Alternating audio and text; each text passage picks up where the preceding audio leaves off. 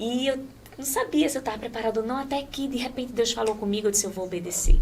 Falou comigo, eu olhando para o céu, foi uma experiência sobrenatural, que eu não vou me estender para não tomar muito tempo. E também, Deus falou comigo usando uma irmã, que estava botando vida em meu ventre, tinha pressa em fazer.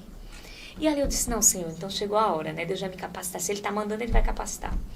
E aí teve todo o processo da descoberta, com 1 ano e meio, a professora já começou a observar, com 2 e meio a gente começou as terapias, que teve já o laudo.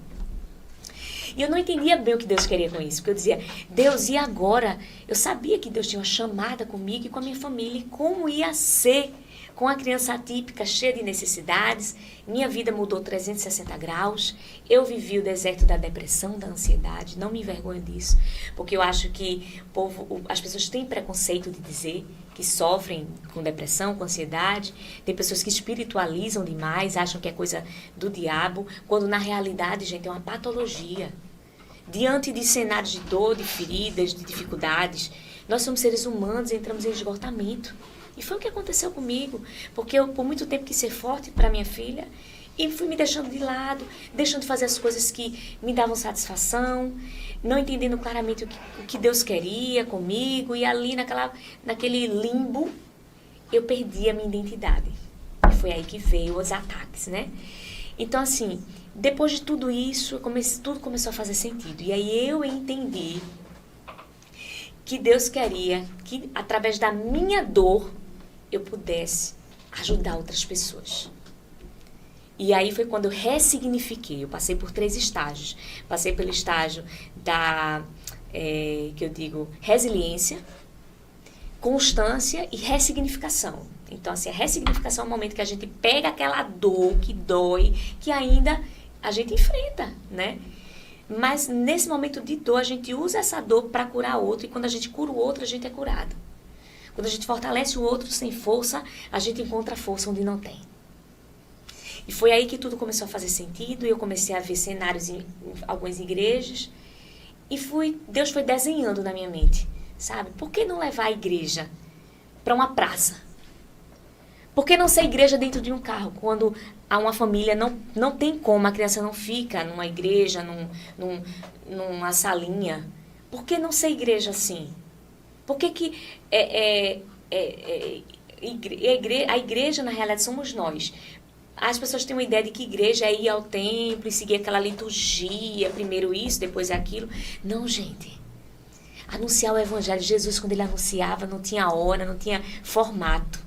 Era por parábolas e as pessoas iam chegando.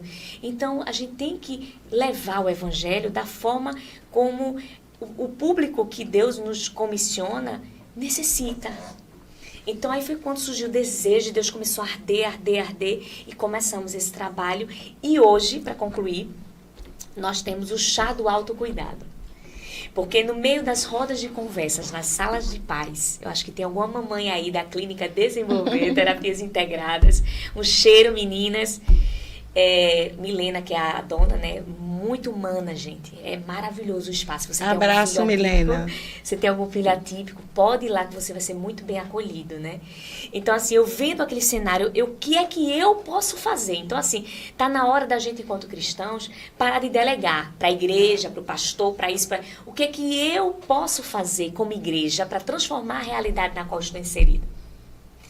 E ali eu vendo mães com ansiedade, com depressão, às vezes temáticas pesadas, eu comecei a orar a Deus por estratégias para poder mudar a atmosfera daquela sala. E começamos mini cultos, num diálogo, e ali eu tentava com muita sabedoria conduzir as pessoas em oração, e ali as mulheres choravam, e a gente orava pelos filhos, orava pelas clínicas, pelas mulheres, e ali eu fui sentindo que estava virando um ministério. E foi quando começamos o primeiro chá, há 2 meses atrás. A segunda edição do chá foi mês passado, dia 15, na Clínica de Fisioterapia Cavalcante, no centro de Camaragibe, onde minha prima Evódia, uma bênção também, gente, Clínica de Fisioterapia Cavalcante. E aí a gente fez lá, e assim tem fluído, sabe? Tem acontecido naturalmente. E o que eu diria para você, mamãe atípica, ressignifique a sua dor. As pessoas não vão mudar. A sociedade, assim, está melhorando, né? Mas, assim, não espere melhora da sociedade para você fazer o que tem que ser feito, de exercer o seu direito de ir e vir, de estar nos ambientes públicos, sabe? Passe a olhar as pessoas pelas lentes de Cristo e a diminuir os ruídos, porque isso são ruídos. Para tirar a nossa alegria, para tirar o nosso brilho, é um olhar de crítica, são pessoas que se afastam, sabe? E aconteceu um fato comigo, eu fui para um restaurante, minha filha, para se organizar, ela estava batendo um pouquinho assim, mas não foi muito, no banco. Tinha um casal atrás, uma outra mesa, e aí já olharam assim, né? Para ver quem era. Quando viram que era uma criança, ficaram resmungando. Aí minha sogra, não, a gente vai sair, a bichinha. Aí eu disse, como é? Vai não. A gente vai ficar. Quem está incomodado, saia. Que se mude. Que se mude. Então, assim, vamos se posicionar. Exigir o nosso direito, sabe, de maneira coesa, com equilíbrio, né? E simplesmente apertar o modo SAP, eu digo assim, aperte o modo SAP. Deixe quem quiser olhar, deixe quem quiser achar ruim, se incomodar, tá? Ame o seu filho, seja bem resolvida com você e não isole seu filho, não. Ele precisa estar inserido. Então, é verdade. É isso. É.